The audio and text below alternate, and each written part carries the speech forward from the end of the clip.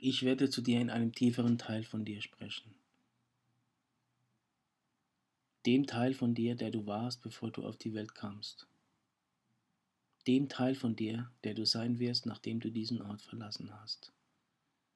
Ich werde auf dieser Ebene mit dir sprechen, denn auf dieser Ebene ist dein Leben bereits festgelegt. Dein Leben ist bereits verbunden.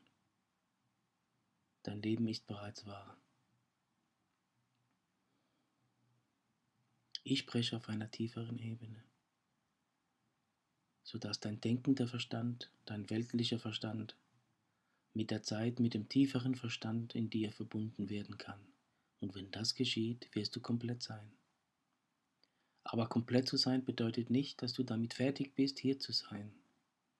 Es bedeutet, dass sich eine größere Reise vor dir eröffnen wird. Es erscheint auch ein neues Lehrprogramm. Ich gebe dir einiges zu betrachten und einige Fragen, um mit ihnen zu sein. Ich werde dir nicht viel erklären. Es war meine Erfahrung, Rat zu empfangen. Und nicht nur die Offenbarung, sondern auch Ratschläge für meine eigene Entwicklung, was selten mit einer Erklärung einhergeht. Was es bedeutet, muss ich herausfinden und versuchen zu verstehen, mich bemühen zu verstehen, was mir offenbart wird.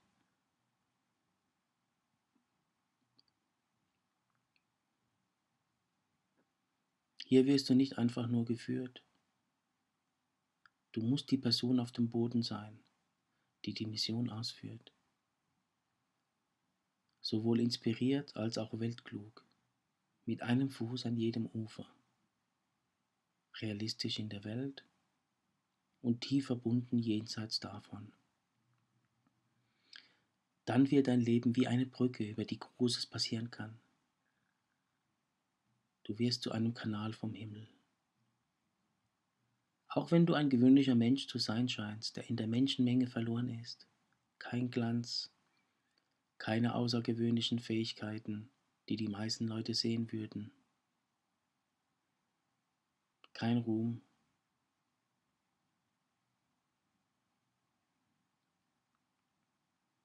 sondern etwas Einzigartiges und Mächtiges.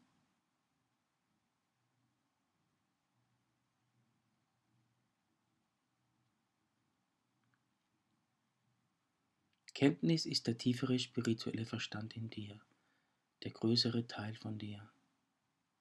Dein weltlicher Verstand ist der kleine Teil von dir. Also wer ist der Meister und wer ist der Schüler? Welchem wirst du folgen?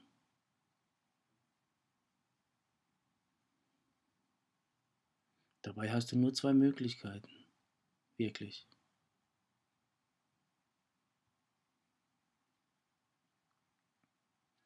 Nimm dir einen Moment Zeit, um dich damit zu beschäftigen. Wer ist der Meister? Wer ist der Schüler? Wem wirst du folgen?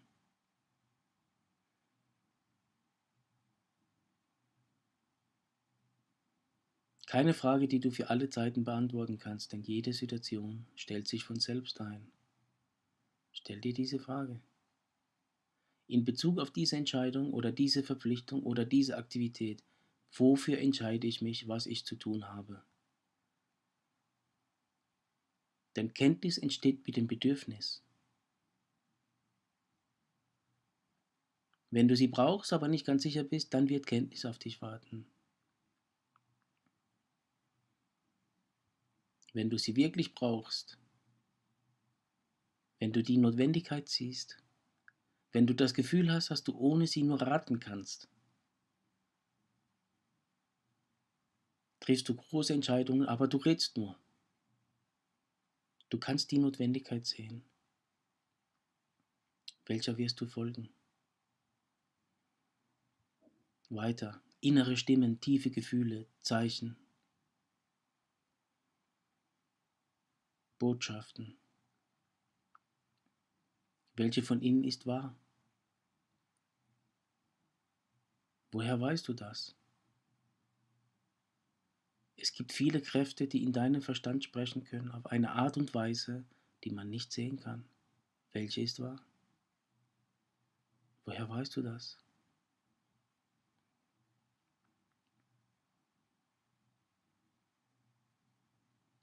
Wenn du anfängst, dein Leben zu öffnen, öffnest du dich für viele Dinge, die du vielleicht noch nicht erlebt hast. Was ist wahr? Woher weißt du das?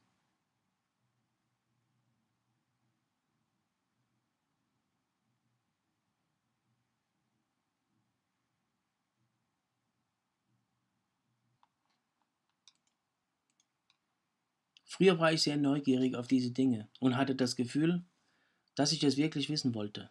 Besonders über Dinge, die was auch immer da draußen war. Ich wollte wissen, was es war. Und ein paar Nachttrips im Hochgebirge haben das für mich geändert. Es gibt auch dunkle Mächte.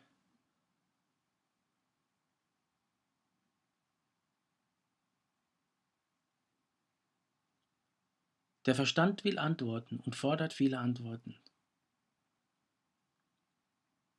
Bist du bereit, tiefer zu gehen?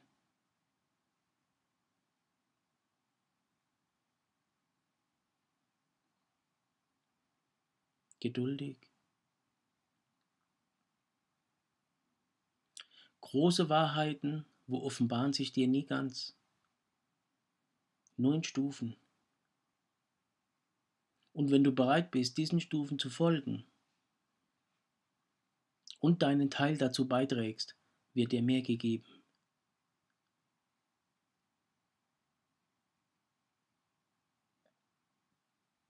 Aber die Menschen wollen sofort Antworten. Sie wollen, dass der Himmel ihnen sofort gibt, was sie wollen. Aber der Himmel weiß es besser. Also, kannst du tiefer schauen?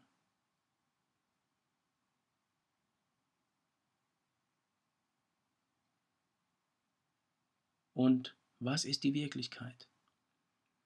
Nun, ich werde dir keine endgültige Definition geben, weil es keine gibt, aber ich werde dir eine praktische geben, die sehr nützlich für dich sein wird. Was ist die Wirklichkeit? Die Wirklichkeit ist alles, was sich jenseits deiner Gedanken und Überzeugungen abspielt.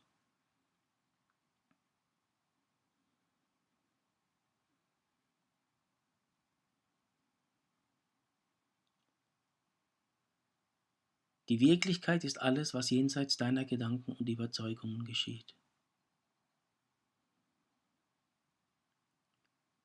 Kannst du die Wirklichkeit erleben? Bist du frei genug, das zu tun? Kannst du deinen Gedanken und Überzeugungen entkommen, auch nur vorübergehend, damit du die Wirklichkeit miterleben kannst?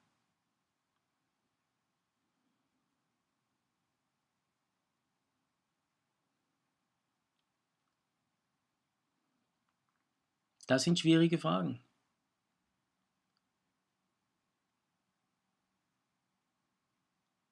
Und du wirst sie beantworten wollen, aber du wirst nicht in der Lage dazu sein, denn die Antwort ist eine Reise. Du bist nicht hoch genug auf diesem Berg, um diese Dinge klar zu sehen.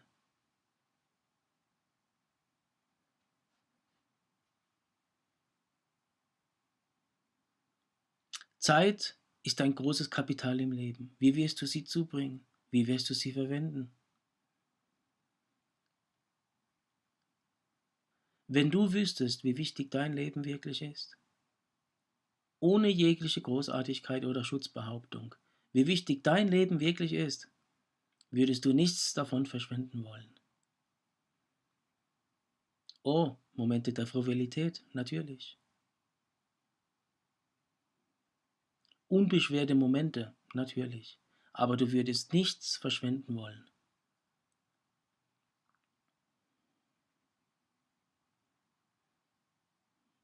Wie wirst du sie verbringen? Wie wirst du sie verwenden?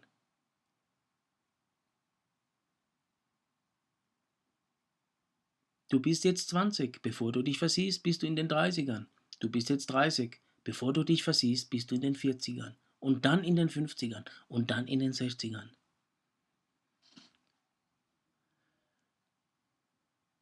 Wo ist das alles hin? Wofür war das alles?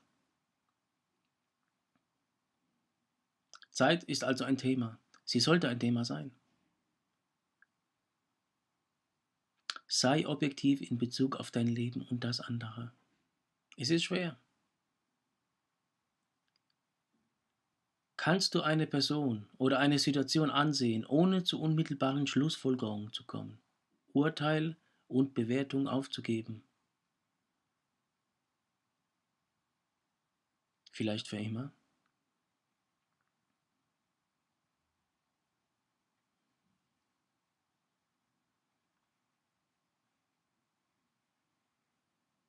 Kannst du Urteil und Bewertung aufgeben?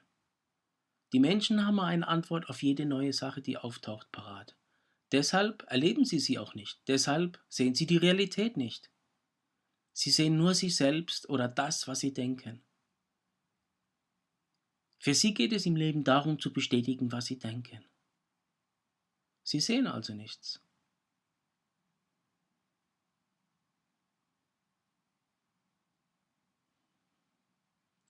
Während man uns die Augen zum Sehen und die Ohren zum Hören gegeben hat, sehen wir nichts. Wir hören nichts.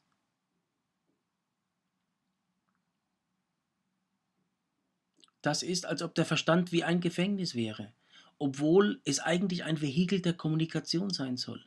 Es ist wie ein Gefängnis des Glaubens, des religiösen Glaubens. Nichts kann eintreten. Man kann nicht aus ihm hinausschauen. Alles, was man sehen kann, ist es.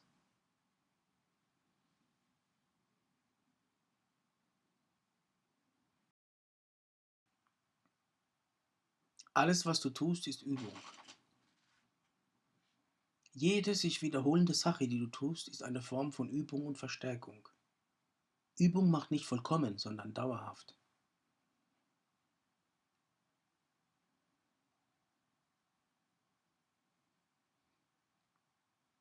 Das ist etwas Großes, das man bedenken muss. Du kannst nur üben, also was wirst du üben? Und zwar jeden Moment. Nicht nur eine formale Übung, sondern jederzeit. Was übe ich gerade? Verwirrung, Zwiespältigkeit, Ablenkung, Urteil, Ermahnung, Groll, Frustration, Fantasie. Was übe ich gerade? Was immer du übst, du machst es dauerhaft.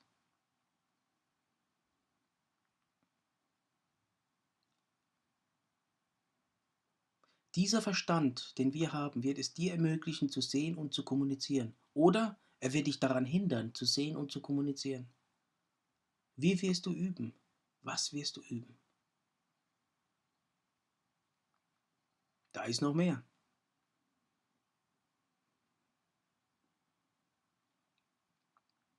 Mit wem du zusammen bist, wird bestimmen, was du wissen kannst und deine Fähigkeit, dem zu folgen, was du weißt.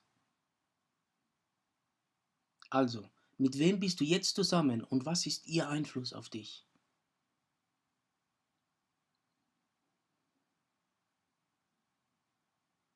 Es gibt keine neutralen Einflüsse.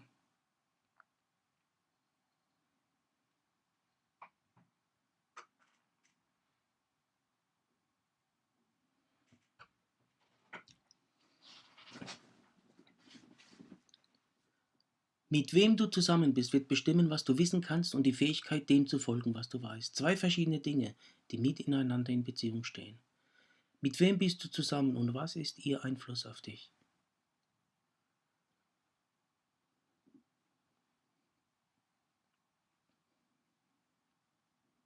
Glück.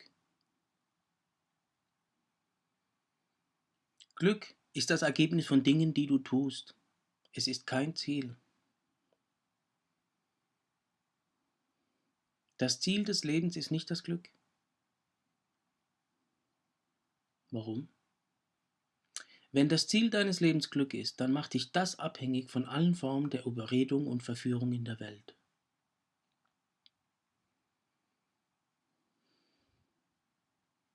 Ist es das, was du sein willst?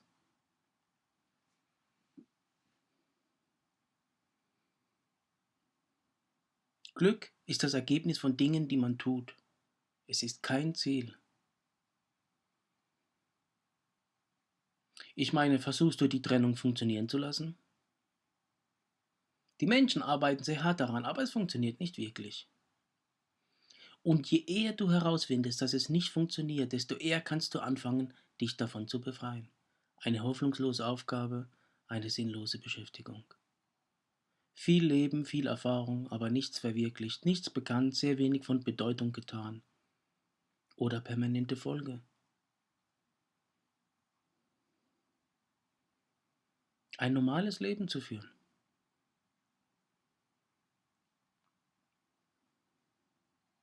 Die Welt überholt dich. Du hast nicht viele originelle Gedanken. Du denkst nicht wirklich viel selbst. Du wurdest konditioniert, in bestimmter Weise zu denken, und die Welt hat dich beeinflusst, und du hast auf sie in gewisser Weise reagiert, und der Einfluss der Menschen ist auf dich gerichtet. Und das ist viel von dem, was man erlebt. Die Welt überholt dich also. Wie willst du dich selbst finden und zurückbringen? Dein Leben, deinen Verstand, deine Gefühle wiedererlangen.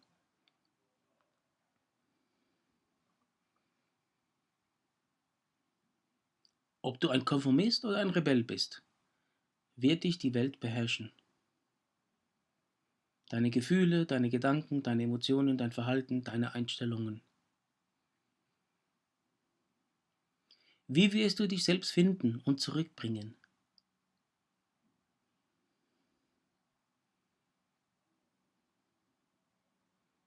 Da ist noch mehr. Du bist aus einem bestimmten Grund hier. Kenntnis hält deinen Zweck für dich bereit. Kannst du deine eigenen Pläne und Ziele beiseite legen? Um damit anzufangen, etwas darüber zu erfahren, Schritt für Schritt? Du bist zu einem bestimmten Zweck hier. Die Kenntnis in dir, dieser tiefere Verstand, hält deinen Zweck für dich bereit. Dein Intellekt hat ihn nicht. Dein Intellekt ist viel zu unzuverlässig, viel zu sehr beeinflusst, viel zu schwach, um so etwas zu bewahren. Es muss etwas in dir sein, das viel stärker, viel konsequenter ist und nicht von der Welt verdorben werden kann. Kannst du deine Ziele und Pläne beiseite legen, um Schritt für Schritt darüber zu erfahren?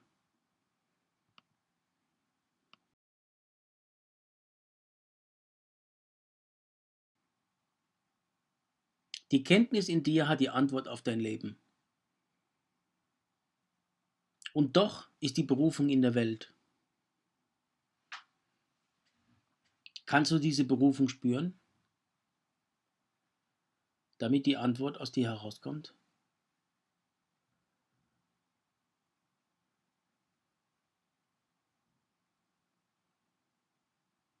Der Verstand kontrolliert den Geist nicht. Der Verstand ist vorübergehend. Der Geist ist dauerhaft.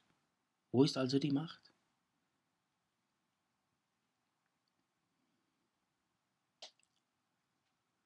Die Antwort lebt in dir, aber die Berufung ist in der Welt.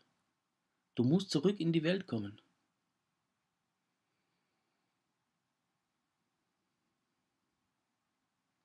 Selbst wenn du die Erleuchtung wie der Buddha erreicht hast. Die Stimme erhob sich, du musst in die Welt hinausgehen und lehren. Ich bin sicher, dass er das nicht wirklich wollte. 40 Jahre lang.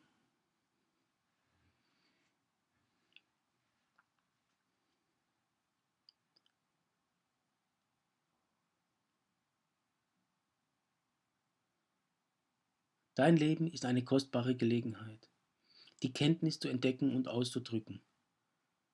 Wie siehst du dich also vor diesem Hintergrund? Wie siehst du dich vor diesem Hintergrund? Bist du dessen würdig? Schätzt du das in dir selbst?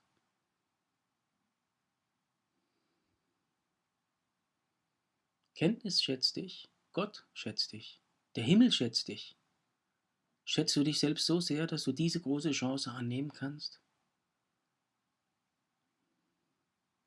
Es wurde so viel getan, um dich in die Welt zu bringen. Du bist kein biologischer Unfall.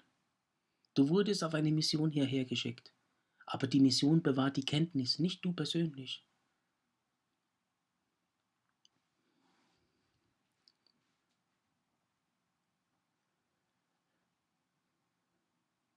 Nun, du kannst den Personen, die sich auf einer Mission befinden, sicher sagen, ob ihre Mission echt ist. Rein. Sie heben sich einfach von anderen Menschen ab. Sie sehen gleich aus, sie kleiden sich gleich, sie reden dasselbe, sie trinken denselben Kaffee, sie gehen die gleiche Straße entlang, sie haben das gleiche Lachen, aber nur ein großer Unterschied.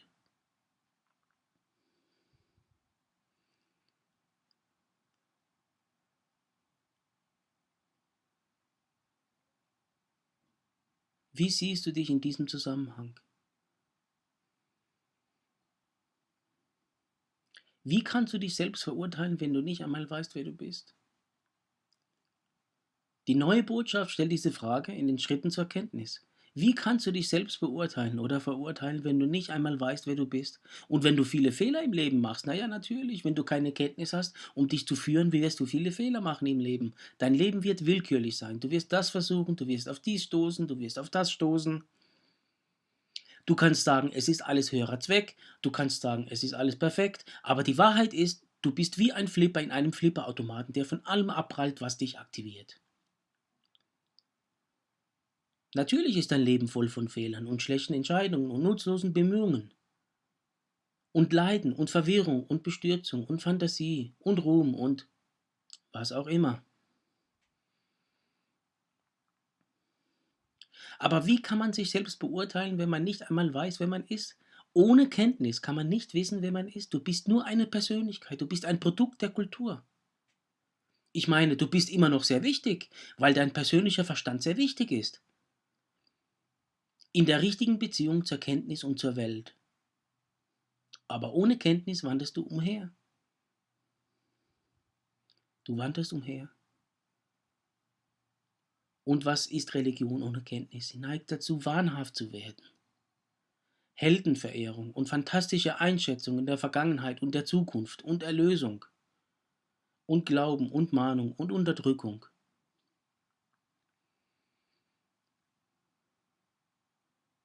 Sie verliert ziemlich schnell ihre Heiligkeit, ohne die Präsenz von Gnade, Kenntnis.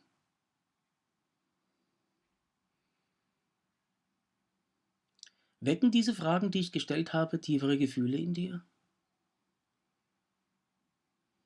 Das sind keine bloßen Spekulationen. Das sind keine intellektuellen Fragen. Das sind die Fragen, die der Himmel stellt, unter Berücksichtigung deines Lebens, deiner Bereitschaft, deiner Absicht.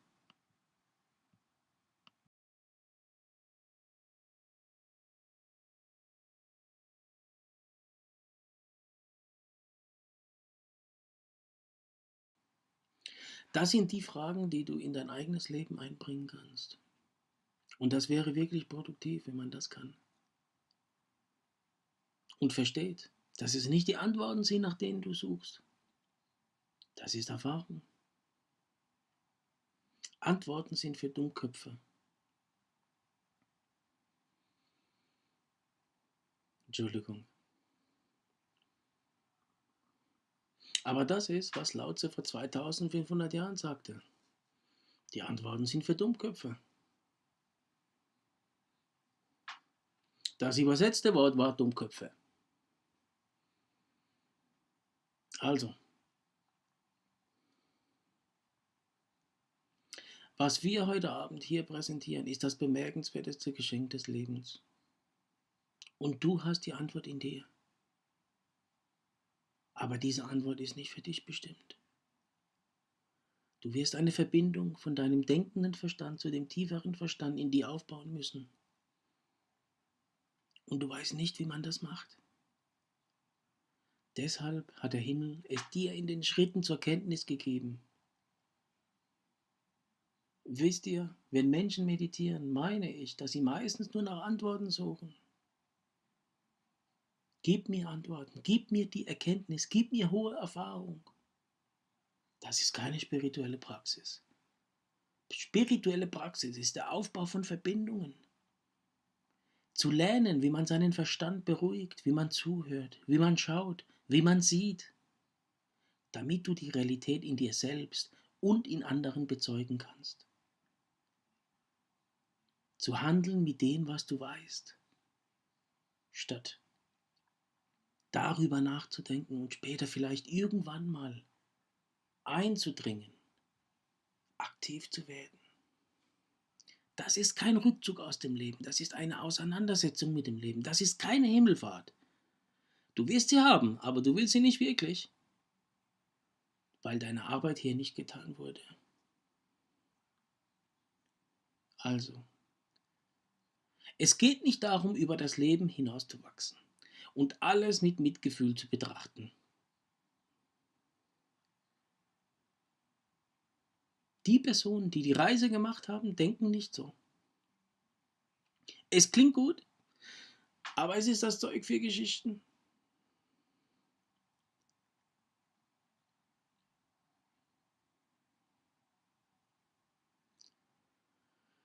Wie bewegen dich diese Fragen? Das ist eine weitere Frage für dich. Ich kann sie nicht beantworten. Und ich lade dich ein, dabei zu sein. Denn was ich dir heute Abend hier gebe, kann beginnen, ein paar Türen in dir zu öffnen, die wahrscheinlich nicht wirklich geöffnet wurden oder nicht weit genug.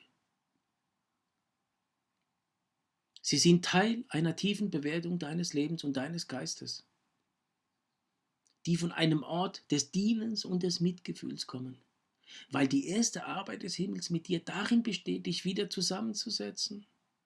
Nicht perfekt, nicht vollständig, aber genug, dass du anfangen kannst zu funktionieren. In einer größeren Art und Weise des Lebens. Weil du überall verstreut bist. Ein Teil von dir ist hier drüben, ein Teil von dir ist dort drüben, ein Teil von dir ist irgendwo dort hinten. Du bist in Stücken. Also, das funktionell wieder zusammenzubringen. Genügend, damit du beginnen kannst, zu wissen, in welche Richtung du gehen musst. Nach welchen Zeichen du suchen musst, welche Zeichen du bereits hast. Die Leute sagen, ich weiß, dass ich das tun muss, ich sollte das wirklich tun, aber das tun sie nicht. Wenn du also weißt, dass du dies tun musst und jenes nicht, wirst du nichts mehr wissen.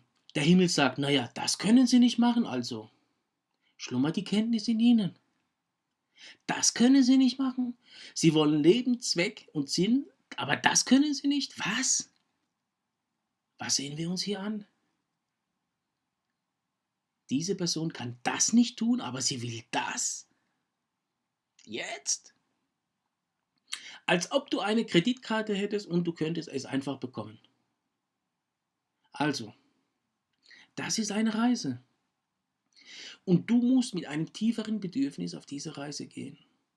Einem echten Bedürfnis, einer ehrlichen Einschätzung, wo du dich befindest, wo du warst, was du getan hast, ohne Verurteilung, denn Verurteilung ist keine Weisheit.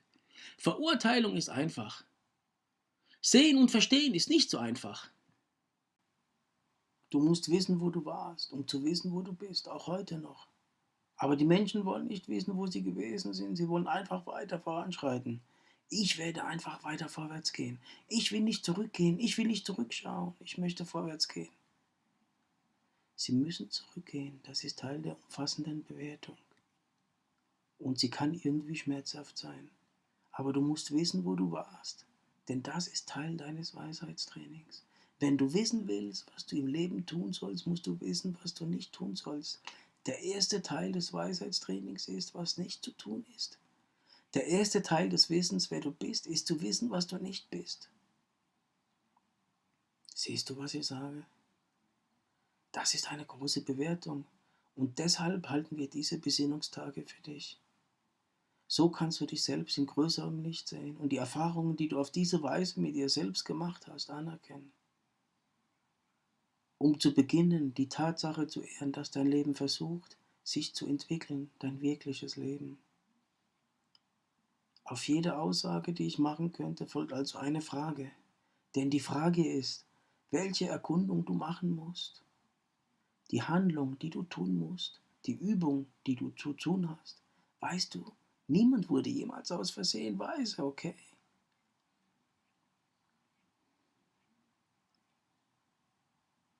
Wer weise wird, macht nicht mehr dieselben Fehler wie früher. Und vermeidet zukünftige, die das eigene Leben zerstören könnten. Das ist eine gute Weisheit. Bevor du in dieser Welt kreativ sein kannst, musst du hier überleben. Also geht es bei einer Menge Weisheit darum, hier zu überleben, damit dein Leben nicht beschädigt und zerstört wird.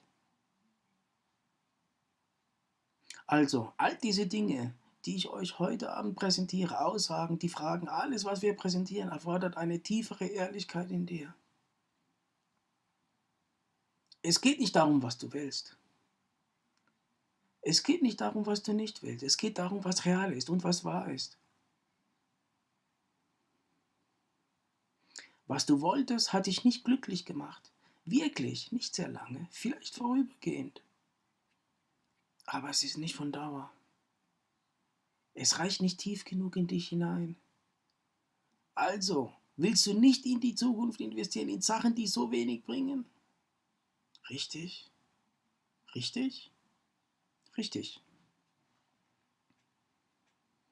Und du investierst sie in Dinge, die für dich vielversprechender sind. Und das kann der Anfang sein, dich darauf vorzubereiten, auf eine neue Lebenserfahrung und Realität. Diese Dinge verdient man sich. Sie werden nicht nur erkannt. Weißt du, die Erkenntnis kann wichtig sein, aber sie ist nur der Anfang. Sie ist ein Samenkorn. Es mag bemerkenswert oder verwirrend erscheinen, aber es ist nur der Anfang. Wenn du nicht dabei bleibst und es unterlässt zu versuchen, es zu verstehen oder zu definieren oder es mit deinen Freunden zu teilen, was du übrigens nie tun solltest, zumindest nicht am Anfang. Naja, das sollte man nie tun. Dann beginnt sich die Erkenntnis zu entfalten. Wie ein Samenkorn zu sprießen beginnt. Etwas kommt heraus. Es war am Anfang nicht da. Aber das erfordert Geduld. Und du musst dabei bleiben. Weil es 3 Stufen des Prozesses gibt, etwas wirklich zu wissen. Eine davon ist die erste Erfahrung, die eine Erkenntnis sein kann oder etwas, das einen wirklich beeindruckt, wie wir es heute Abend besprochen haben. Und dann musst du bei ihr bleiben. Nicht für 5 Minuten. Du musst dabei bleiben. Je größer die Erkenntnis, desto länger muss man bei ihr bleiben.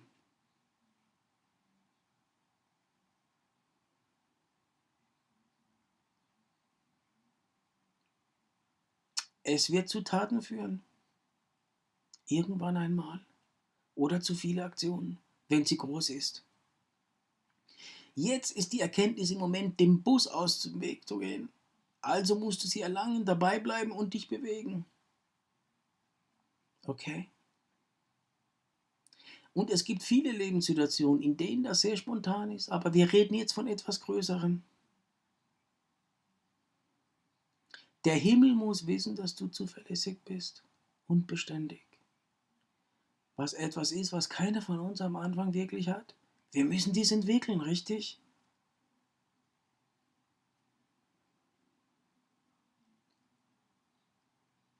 Wir müssen selbstbewusster sein, das müssen wir entwickeln. All dies muss entwickelt werden, das ist spirituelle Praxis. Entwicklung von Fertigkeiten, Aufbau einer Verbindung zur Kenntnis, etwas zu bauen, was wir brauchen, um in der Lage zu sein, ein Vehikel für die Kenntnis in dieser Welt zu sein. Fertigkeiten, Fähigkeiten, Bewusstsein, Verständnis von Fehlern. Deine Vergangenheit ist großartig dafür, andere Leute sind großartig dafür. Verurteile sie nicht, lerne von ihnen. Sie ersparen dir Zeit. Sie zeigen dir jeden möglichen Fehler, den du machen könntest. Und du wirst es sehen. Du musst das nicht durchmachen. Sie tun es für dich. Du kannst davon profitieren, auch wenn sie leiden. Und du kannst Mitgefühl für sie empfinden. Eine ganz andere Sichtweise auf Menschen und Ereignisse. Menschliches Versagen, menschliche Tragödie. Warum ist die Welt im Eimer? Weil die Menschen sich nicht von Kenntnis leiten lassen.